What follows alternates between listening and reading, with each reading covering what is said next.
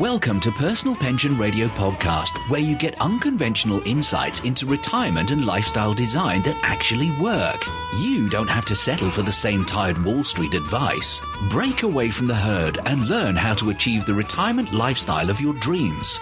And now, here's your host, the income engineer, Kraig Strom. All right, that's me, the income engineer. I'm Kraig Strom, back on Personal Pension Radio, broadcasting from the Personal Pension Radio studio workshop here in Southern California. And it is officially a wood shop. I love woodworking. Woodworking is my therapy. In fact, a little secret that only you know now is that my wife's birthday present is now in one of the cabinets in my workshop, mostly completed. I've got to work on some of the finishing touches and putting the finish on it, but I built her something nice for her birthday coming up at the end of the month. Now, if you haven't been to personalpensionradio.com, check that out. And a little insight into what this podcast is all about, because I want to jump into the topic as soon as I can here today. I don't want to keep you for long, but I want you to stick around because I think you're really going to want to hear this. Personal Pension Radio, the title, the name of my podcast, came from the idea or the truth that pensions in America are now very rare. You think back 30, 40 years ago, maybe 30, 40 years ago is a pretty good timeline. And you think about what did people have to retire on, to plan for their retirement? What did they have? They had two distinct financial powers. Two distinct financial powers. They had those powers working for them in the form of professional investment management, the pension company, oftentimes with their company, and they were able to hand over a portion of their pay to their professional pension management company, and they would manage it and invest it for them. And the second financial power they had was mortality and income guarantee, mortality-based income. Let me get my tongue on straight here as I record this. Mortality-based income in the form of a pension based on not rates of return or what the stock market might do and things like that. It's based on how old you are when you retire. Mortality-based income or pension income. Well, with the advent of the 401k in the early 70s, remember that the 401k is only around since the 1970s. 401k has not been around for generations. It's only been around for a short time. But with the advent of the 401k, fewer and fewer and fewer pensions still remain today. So what that means is we only have one financial power working on our behalf. That is investment rate of return. But we do not have professional management like the pension companies have. And when we talk about pensions, mortality-based income, that only worked when there was a big pool of people to spread the risk of those payments over. So you had a big company, for example, that they promised a pension to their workers, but they could do that because they had thousands of workers that some would live longer and some would not, and they knew the risk. But nowadays, with just the 401k, for example, you're alone in the proverbial swimming pool. You don't have anyone to balance the risk of income, so you have to be super careful with the income that you take out.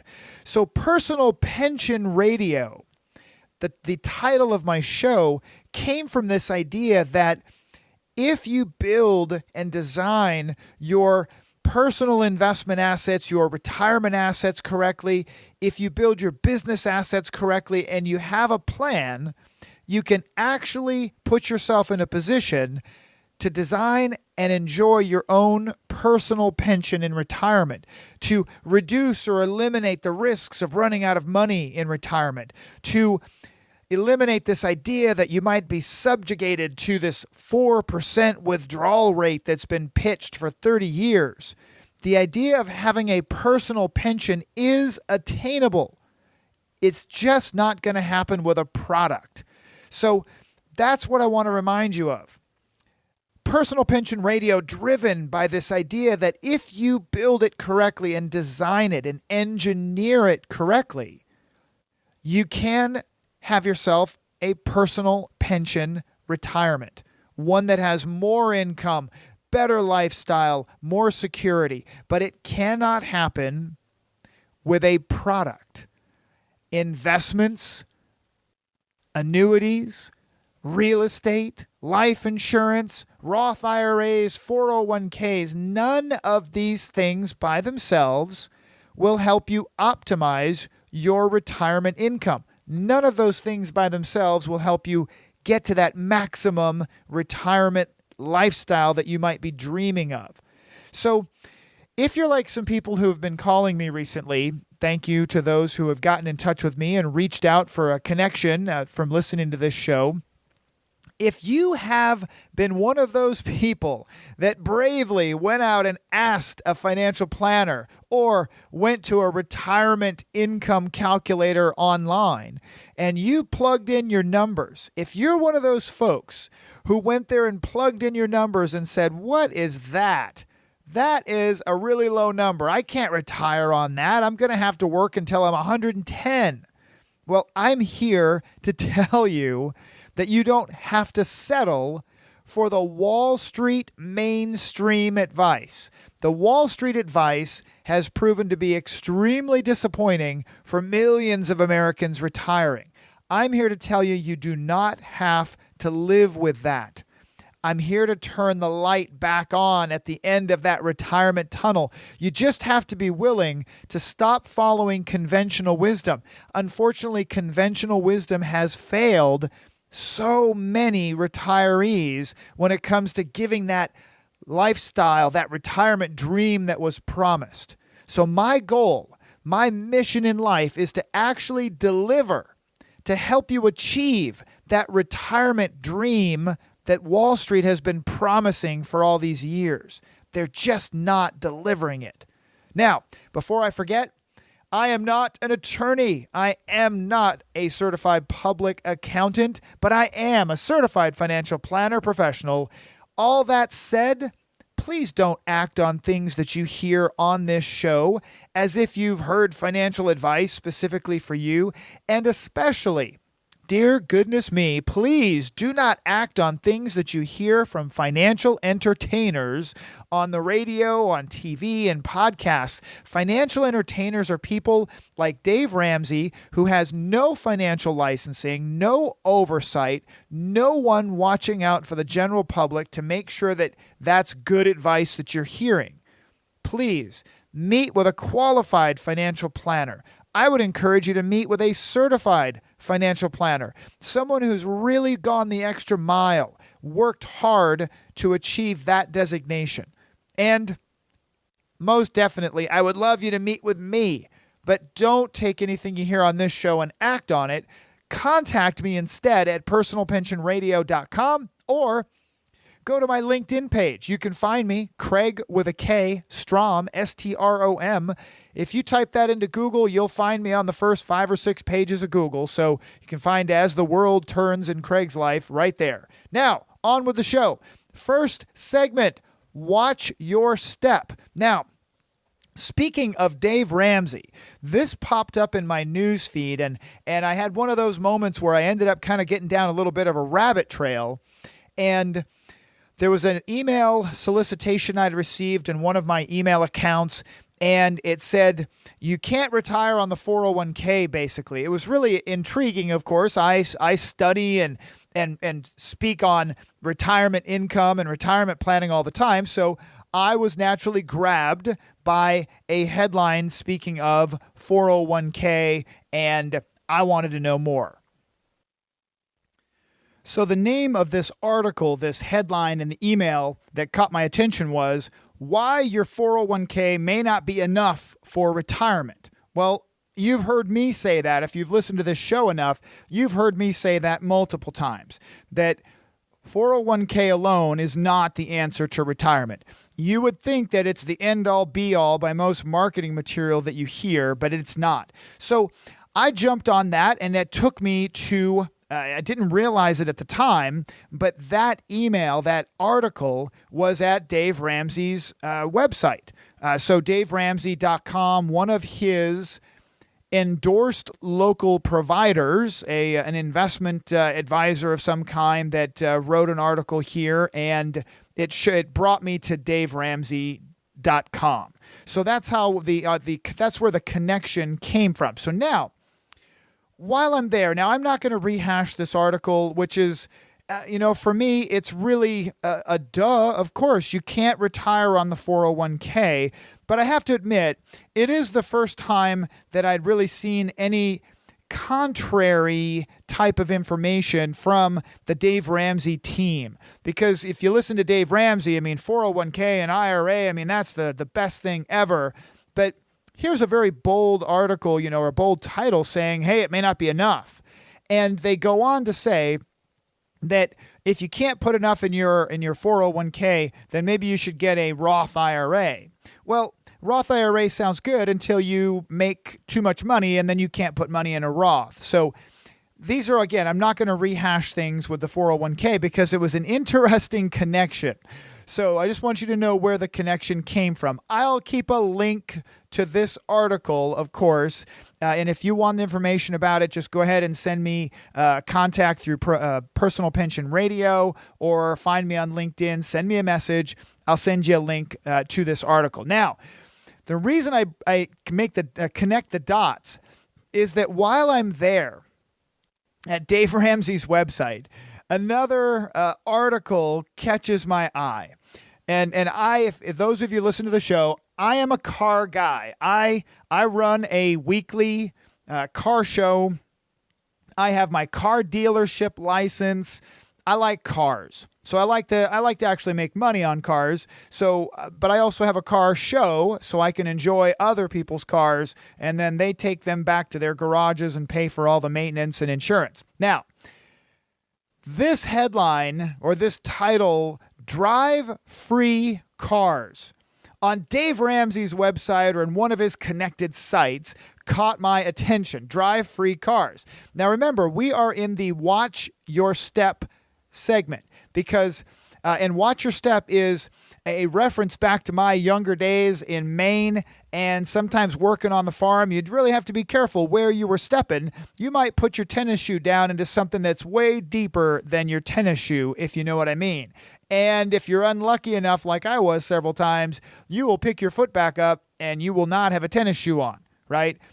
I'm here to tell you, as I dug into this Drive Free Cars information, it was stepping deep. So watch your step, okay? Basically, what this content said, it was a video and an article written around it, but you can go to this YouTube video and watch it. And of course, I have a link to all of this stuff, but it's Drive Cars for Free. Oh, wow, free cars, that's awesome. Basically, they're saying you're crazy if you buy a new car if you buy new cars, and especially crazy if you finance cars. Oh, you're totally crazy because, number one of the biggest reasons is the depreciation. You know what they never mention, though, as they talk about cars for the rest of the time? They never talk about the depreciation on every other car you pay cash for. They never talk about the fact that even if you pay cash. Now, remember, I talked about this on my last episode. So if you want to go back and listen to the last episode, I did cover this idea that you pay cash for everything you buy, whether you buy it on a credit card. Let me restate that. You finance everything you buy, whether you finance it through a bank or you personally finance it. We finance everything we buy. It's just, in this case, what Dave Ramsey's team is saying and what Dave is saying is that you should pay cash for your cars. Because if you pay cash for your cars, Well, then eventually you could also invest some money and save up some more money, and then that investment money will make so much money by itself that the interest on the investment money, that'll just keep paying for your cars forever and ever, and then your cars are free. What a crock. I mean, absolutely what a crock. So let me just take you through this, a few more details here. But seriously, watch your step with this. Pay attention. Pick it apart a little bit. That's what I'm going to do now. First, what I said earlier. They talk about financing a new car. Oh, that's horrible. Financing a new car. Financing a used car is really stupid too, according to the Dave Ramsey team. And they reference a big reason is depreciation. But they never mention depreciation again. When they start talking about save your money, okay, and then pay cash for a car, they never talk about the guaranteed loss that you will face having put cash money into that car. I mean, it's literally, the only difference is you get to drive it down the road. But if you put your $10,000 into a small metal trash can, okay, and you take and reach in and grab a handful of your $10,000 and you put it in another trash can right next to the first one, you just a little handful of cash, you just put it over there and then just light that second trash can full of a handful of cash on fire. I mean, that's a bit dramatic, right? But seriously, when you pay cash for an automobile, right, a car, you literally will set some of that money on fire because it's just depreciation. It's normal, right? It's just a natural part of cars. They just depreciate. But nowhere in this article or this video do they then talk about the depreciation that you suffer on every single one of the cars that you might pay cash for over the rest of your life. It's just built in. It's a guaranteed piece. I just think it's amazing they never mention it. But here's what they start with, though. Listen to this. They start with this idea that you've got a car. It's worth $1,500. $1,500 car, and you're getting pretty tired of driving that $1,500 car. But here's how they set it up. But the car you really want, the payment on that car is $475 a month. What? If you're driving a $1,500 car, really, you're going to be looking for a $475 a month car payment on your next car purchase or a financed car? Really? No way. There is no way. It's just amazing in this the jump, this absurd leap that they make in this example of let's just pay cash for a car, and if we just save up $475 a month. Okay, I'm going to calm down. So here's what they say. You're driving around in your $1,500 car. Okay, now, personally, I don't have a problem with a $1,500 car. I mean, that was my daughter's first car, was a fixed-up old Honda, and it was worth about $1,500, and it was good, and it's still good, right? But $1,500 car, and the car you really want, might cost, if you financed it, $475 a month. So, okay, here's the plan. Instead of financing a newer car, let's take for 10 months, and we're going to save up $475 a month, $4,750, and then we're going to pay cash for a nicer car. We're going to take our $1,500 car and we're going to add it to our $4,700, and we're going to pay cash for a $6,000 car. All right, so we've definitely upgraded our car, but seriously, a $6,000 car, how much more upgraded did we really get? And there's no discussion, of course, in there that in 10 months, it's entirely possible that $1,500 car is now worth $1,000. Trust me, I do have my car dealership license. I watch this stuff. It is entirely possible that $1,500 car is only worth $1,000 10 months later. Okay, there is a point at which the car is worth virtually nothing. Now, remember, we saved up $4,750 and we got a $6,000 car that we paid cash for. Now, we're going to maintain this absurd idea that if all you could afford to drive was a $1,500 car, that you somehow now have the ability in your financial budget to save $475 a month and just keep saving $475 a month. So that's what they say. Let's just keep saving the $475 a month. And after 20 months, we'll sell the $6,200 car, well, $6,000 car. They actually bumped it. And buy an $11,000 car, cash. So in 20 months, we'll have enough money saved up, basically, to take our $6,000 car, lump it in with our cash that we saved up, and we've got ourselves an $11,000 car that we paid cash for. Remember, there's no mention whatsoever of the 20% hit in depreciation every time we do this, right? We take a depreciation hit every time. No mention of that. Now, this whole article, this whole thing talks about paying yourself a car payment. Paying yourself a car payment so you can pay cash. And if you did that, okay, for 6 years, but I'm going to stop with a little suspense here because it's coming up. The big Dave Ramsey lie that's been out there forever and ever and ever. And sure enough, it rears its head again in this article about cars. I didn't expect it, so I'm going to make you wait for a second. But mind what they said back there. Paying yourself a car payment. Who's financing the car? Yeah, you are. If you're paying cash, you're paying yourself a car payment. You're financing the car. But what's the cost of financing the car in this case? It's the depreciation, number one, on the used cars that you buy, and it's also the lost opportunity cost on what you're not doing with the money while you're saving it, right? That's okay. There you go. Just basic economics. Now, let's get to it. Remember what they said. Let's just play this game out for 6 years, right? 6 years. Remember, we went from a $1,500 car and we magically somehow had the ability to save $475 a month, all right? And then we got a $6,000 car, and then we still had the ability.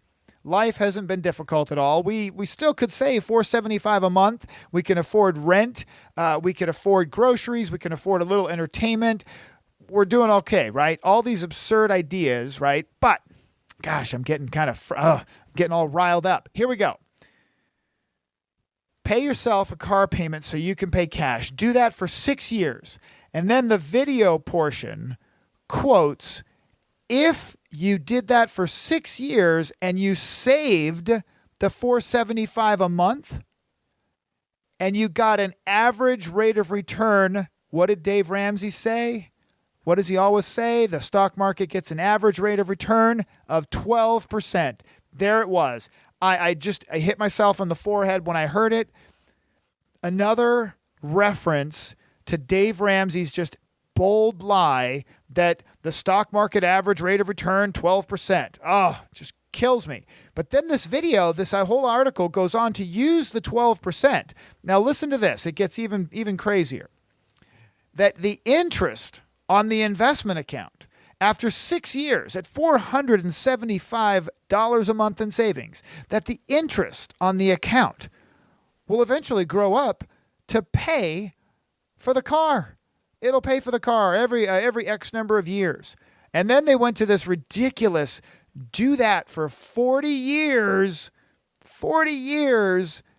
and you get $5.5 million. $5.5 million on an average 12%. I mean, the numbers that they threw into this thing are just absurd. And Dave Ramsey's got his stamp of approval on it. If it's on his website, I guess he approves. Do it for 40 years and you've got $5.5 million. And then they say this, when you're a millionaire, you can drive whatever you want. Yeah, right. No, you can't. You think you can, but you can't.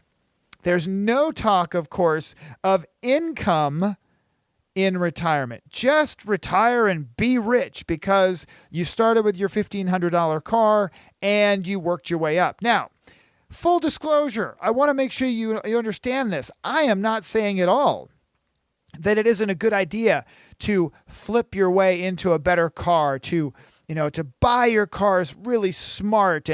And I will tell you, if you can finance them smart, that is mathematically and I'll prove it to anybody who wants to go through the conversation with me, mathematically and economically, financing a car in most cases is the best way to go. If you're smart about your finances, financing a car is smarter than paying cash. But no one in this article, no reference, I should say, was given to retirement. It's just save $475 a month and retire rich, right? Okay. So I started looking around for a retirement income calculator.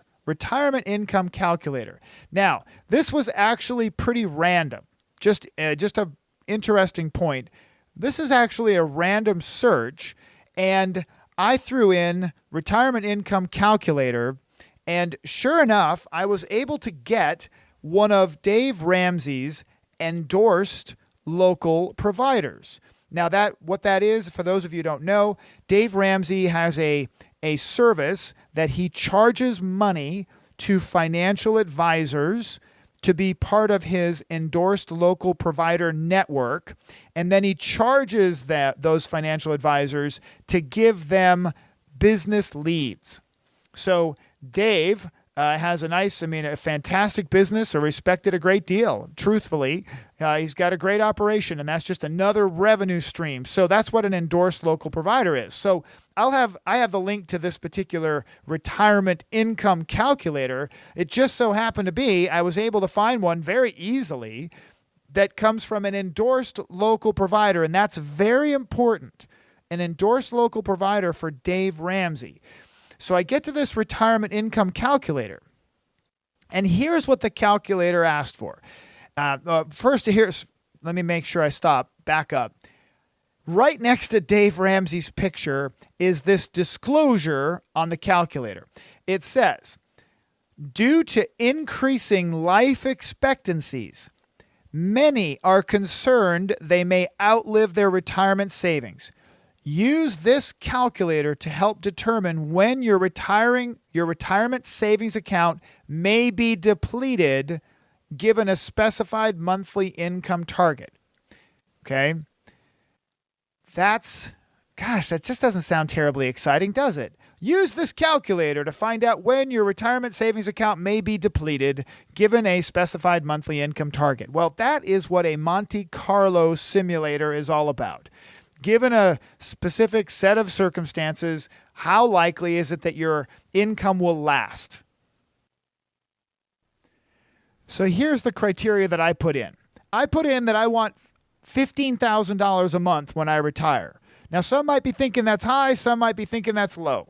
Well, when I retire, what am I, 46 now, and I go out to 65 years old, man, I would like to at least be making $180,000 a year. I mean, really. And that many years from now, with inflation and everything else, $180,000 is not really going to be that much.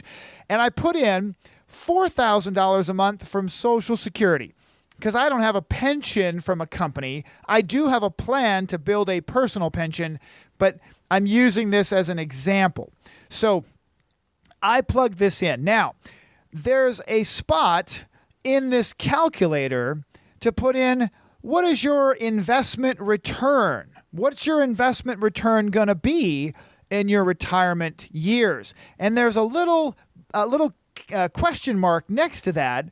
So I click on the little question mark. And this is why I told you it was so important that this is an endorsed local provider for Dave Ramsey. Because remember, what did Dave say? He says 12%, 12%. His lieutenants and his other people in his organization, they use 12%. If you invest it, you get 12%. Well, this endorsed local provider has this chart. This chart comes up and says the historical rates of return from 1926 to 2015, okay, are as follows. And I'll just jump right to the big one. Large company stocks. Large company stocks have a 10% average rate of return. Where's the 12% that Dave Ramsey talks about? Well, the 12% is in the small cap stocks.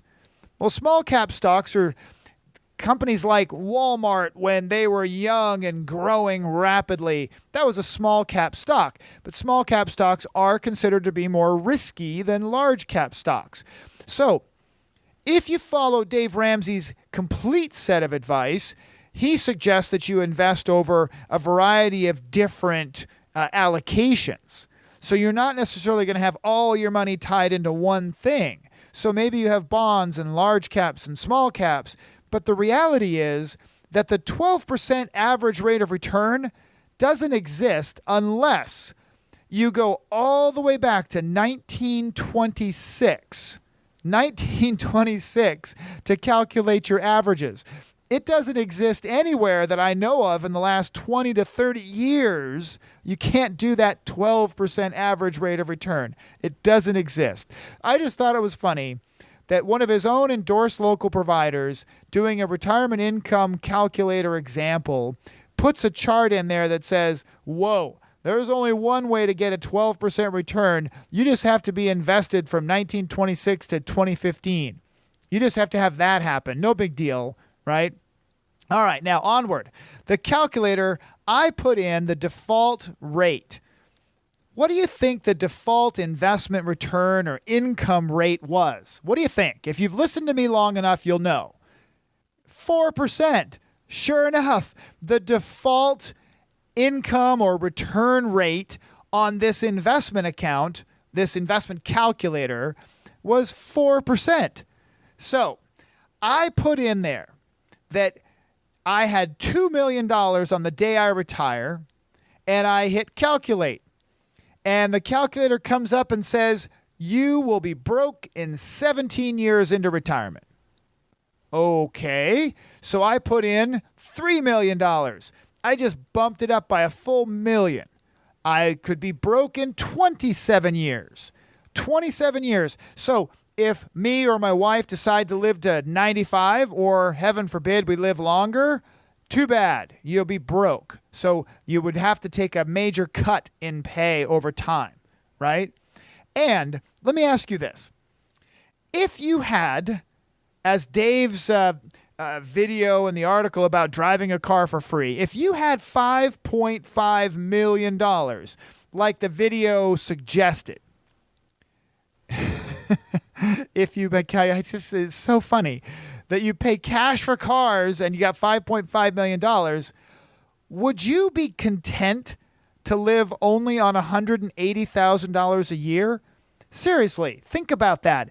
If you actually had $5.5 million, would you be satisfied if a financial advisor said, yeah, you should probably only take out $180,000 a year?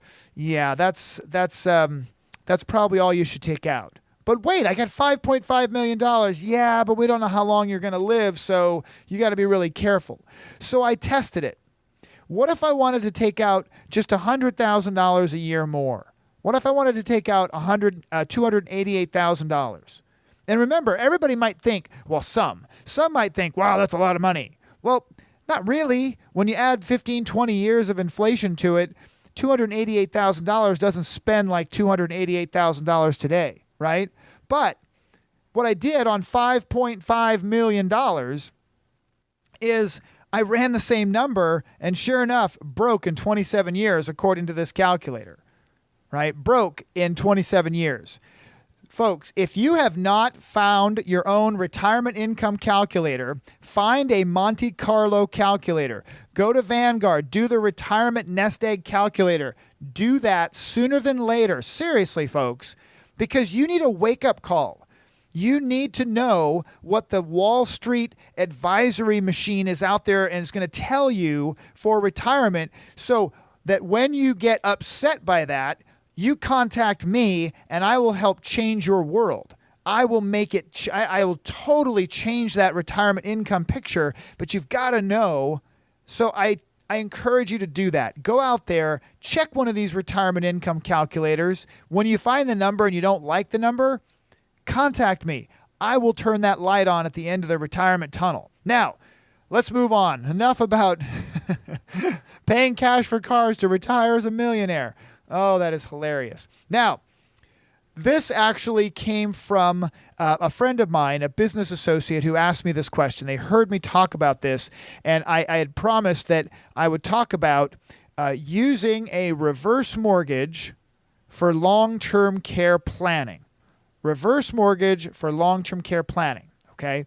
Now, let me just explain the basics. First, some of you listening might have heard reverse mortgage and you turned off. You shut down. Please don't stop listening, because what you think you know about reverse mortgages, in my experience, you're probably not correct. Please take a moment, just listen to this, okay?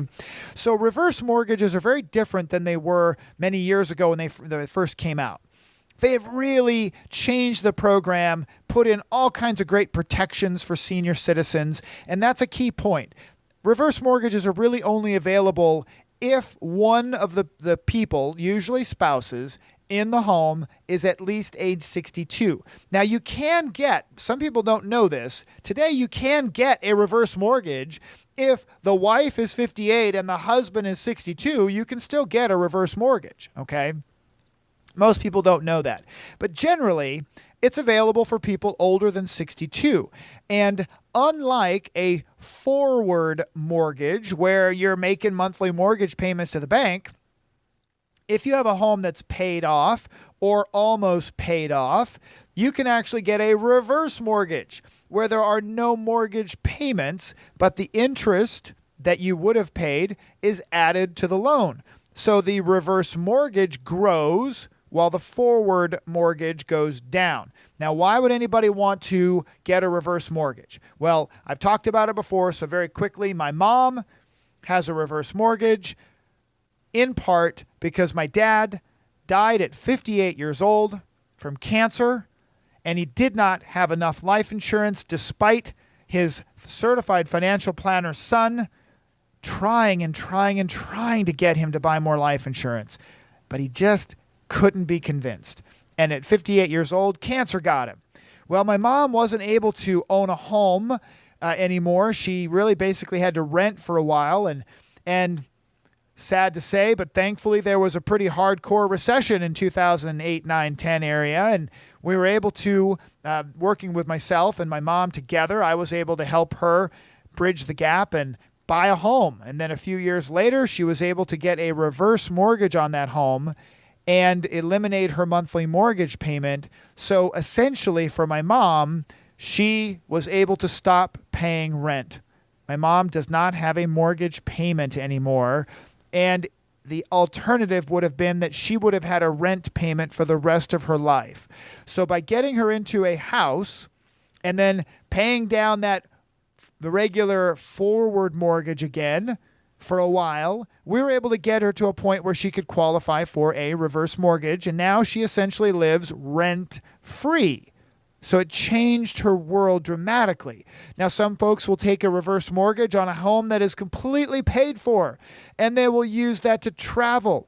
I've had clients, for example, that living in their largest asset, their home, wonderful house, good retirement house, not 2 stories, it's a single story. And Arlene and Chuck, they were just enjoying life, and they were able to do a reverse mortgage and really enjoy life even more while they could do it together. Great, great stuff. There's another reason to look at reverse mortgage that most advisors and most people overlook completely, and that's long-term care planning. So think about, what is the biggest financial risk we can face in retirement? Well, it's a stroke, it's nursing home, it's long-term care, it's chronic illness, right? That's a big risk. Well, there is long-term care insurance that you can buy. Well, what if you don't qualify for long-term care insurance? This is an option for someone who doesn't qualify for long-term care insurance. Here's what you can do. There are generally 3 options for reverse mortgages. One, you can get a reverse mortgage and just start receiving monthly income payments. Now, that's nice. If you just want cash flow, that's great. You could receive a lump sum. You could get a $200,000 check, for example, and spend it on whatever you want. And then maybe you go buy a sports car. Maybe you go on a crazy world vacation, whatever you want to do. But you never lose your house. You always get to live in your house. And then the third way is a line of credit. So a line of credit is extremely powerful. I promise you right now, mark my words, podcast listening audience, I will have a reverse mortgage as soon as I am eligible. Absolutely as soon as I'm eligible. For this reason alone, I will have one. Line of credit. Here's what happens. What if you're thinking, maybe you're listening to this and you're like, I don't need a reverse mortgage. I got plenty of money and income and I don't need it. Think about this. If you get a line of credit, let's say that the reverse mortgage company will approve you for a $200,000 line of credit. So there you are, $200,000 line of credit. What does that mean? You literally have a line of credit. It's an account with a reverse mortgage company that has a zero balance, but you have a checkbook. If you wanted to, you could write a check for up to $200,000, but you don't need that $200,000, so you just leave it sitting there with no balance. Well, guess what happens to the $200,000 line of credit? It grows. Your available credit amount grows right now at about a 5% rate. Remember what we talked about? Long-term care planning for someone perhaps who cannot qualify for long-term care, right? So $200,000 growing at 5% for 10 years is $577,000. That equity line could grow up to nearly $600,000 over the course of 10 years. That would be an excellent long-term care fund, right? That's long-term care planning without having to buy long-term care insurance. If you want to know more about that, please contact me. You can go to personalpensionradio.com. I'll make a connection to the guy, Pete Tentler, the financial locksmith, who actually did my mom's reverse mortgage. She loves him, and I would introduce you to Pete. He'll answer all the questions you have about it. It's pretty cool. And that concludes today's episode. Please be bold. Take action. Get off the log. Remember, 4 frogs on a log are still 4 frogs on a log unless one of them actually jumps off the log. Please get out there. Check your retirement income numbers. If you've got a family member, if it's you that have been thinking about long-term care, and this has given you something new, a new twist that you never considered, I want to talk to you about it. Contact me. I look forward to getting in touch. You can find me on LinkedIn. You can find me at personalpensionradio.com. I'll see you again. Well, I won't see you again. I guess I'll talk to you again real soon. Take care. Thank you for listening to the Personal Pension Radio podcast. If you missed anything during the show, that's okay. We took the notes for you. Check the show notes for links, offers, and a full transcript. And don't forget to head over to personalpensionradio.com and download your free retirement income report. While you're there, we would appreciate some iTunes love. Please leave us a fantastic rating on iTunes by going to personalpensionradio.com/iTunes. Thanks again for listening. Now for the disclosure. Information presented is for educational purposes only and is not intended for solicitation, sale or purchase of any security or financial product. Be sure to first consult with a qualified financial advisor and your tax professional before implementing any strategy discussed here. The term personal pension refers to a marketing name designed to educate future retirees and retirees about the economic principles behind creating their own pension-like income. The term personal pension is not intended to be confused with a defined benefit pension plan offered by an employer or by a government entity.